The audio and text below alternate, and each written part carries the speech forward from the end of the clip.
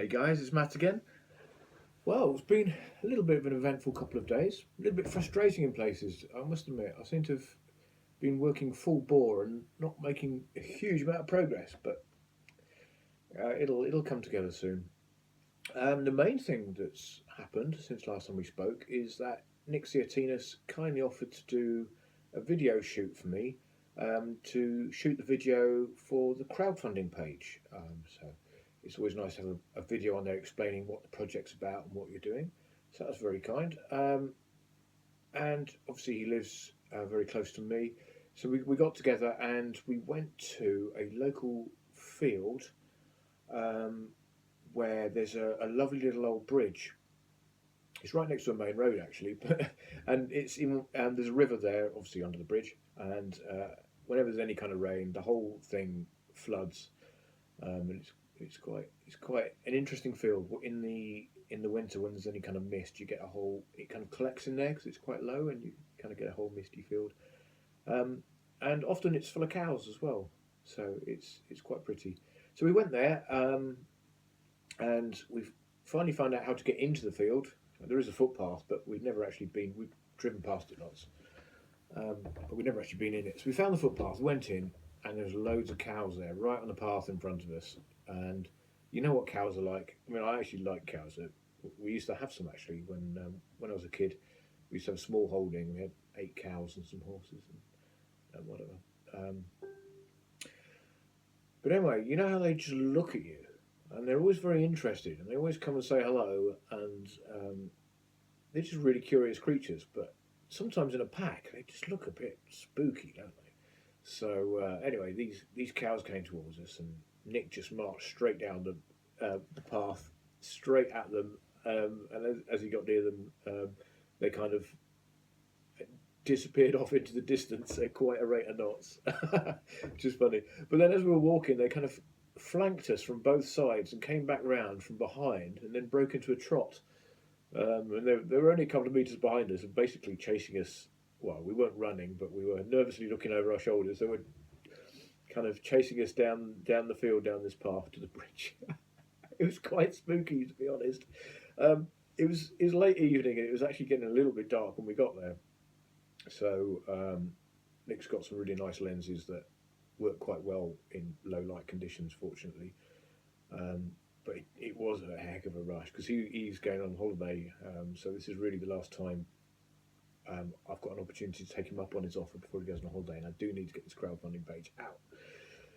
So last time I did a crowdfunding video, I had my music stand about 4 meters away from me with my iPhone kind of balanced precariously on it, and what I wanted to say in big letters on sheets of paper on the music stand. So I could basically just read them off, which is very good because I just don't seem to be very good at remembering long bits of text. It's a bit of a problem as a musician with lyrics, hey? But there we go. But to get the best shots and all this, the camera was a long way. It was actually quite a long way away with the zoom, and I couldn't get the stand anywhere near me, so I had to basically memorize these everything I wanted to say, and then kind of blurt it out to the camera. So we did that. It's a bit of a struggle, to be honest, but we got through it. I did each kind of paragraph several different times until I got it right, and we weren't quite sure if his camera would pick up it's beautiful video, but we weren't quite sure if the audio would come through very well because it was quite a long way away. So I took my iPhone and I kind of put it down next to me on there, and I recorded everything that I said using the Memos application on there, just so that if the camera didn't pick it up, then I'd have another copy of it. So that was a good job we did that, actually, because that was definitely needed. It was too quiet. In fact, it was not so much the volume, it's the fact that there's a lot of funnily enough, traffic and birdsong, and the cows. They were still all around us while we were doing this filming, and there's a lot of kind of stamping and blowing and all that from the cows. If you listen to the video from the camera, so that's quite funny. So you've got the cows and you've got the birds and you've got the traffic going by, and you couldn't really hear me. So it's a good job we did have the iPhone next to me. So the next job was I had to go through all those video bits. You work out the clips that I've got the best take. You chop them up, and I just use Windows Media Movie Maker to do that. It's not exactly complicated or whatever application, but it does work and it's pretty simple to use. So I chopped it up in there until I got what I thought it was, and I got it down to kind of about 4 minutes or something, which is probably about right. Then I had to get the audio off the iPhone. I put it into Ableton, chopped it up, found the bits that corresponded to the clips on the video that I wanted to use. So that's a heck of a job. Then chopping them up, exporting them, then importing them into Movie Maker on top, and then moving them around so they fit perfectly over the video. So it's about 20 different bits of audio and 20 bits of video, and trying to match them up. And a heck of a job. It took hours and hours and hours, and absolutely frazzled me, I must admit. By the end of it, I was at my wit's end, but finally got it done. Recorded it, listened back, and it's quite good. But the audio is still not great. You know, it needs cleaning up or something. So I'm going to try and do that.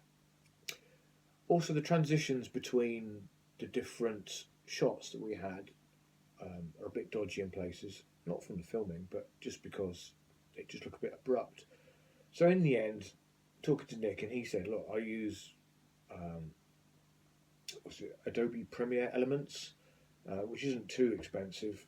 And he showed me some of the stuff it does, and I thought, that's going to make my life a bit easier. So I looked at it and found a kind of a cheap place, well, cheaper place than Amazon or Adobe itself, on eBay, and bought it from there as a download.